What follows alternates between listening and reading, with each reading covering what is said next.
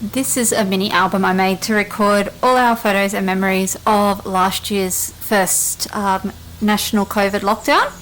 I've cut these out on my Cricut, and this I let it in Procreate and then also put in my Cricut to cut out. Let's take a walk through. So we've got this mini book is one that I made based on a YouTube video from Denise Lush.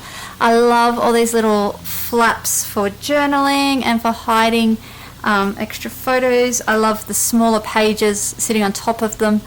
I used a paper pad I got from Spotlight in the before.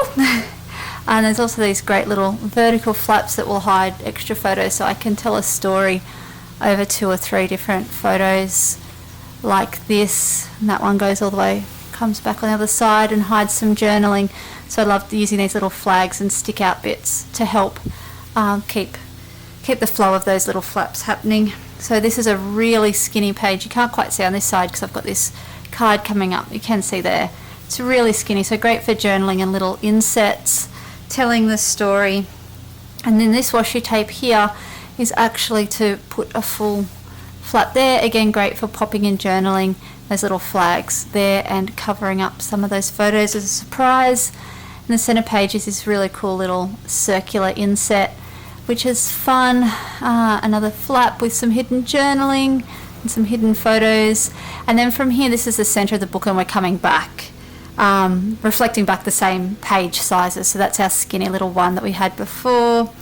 And I just love the layering that comes with all these different sizes in all these different pages like this. And this one here, behind this card, I've actually placed it so it hides all the photos completely like that, just for a little bit of fun.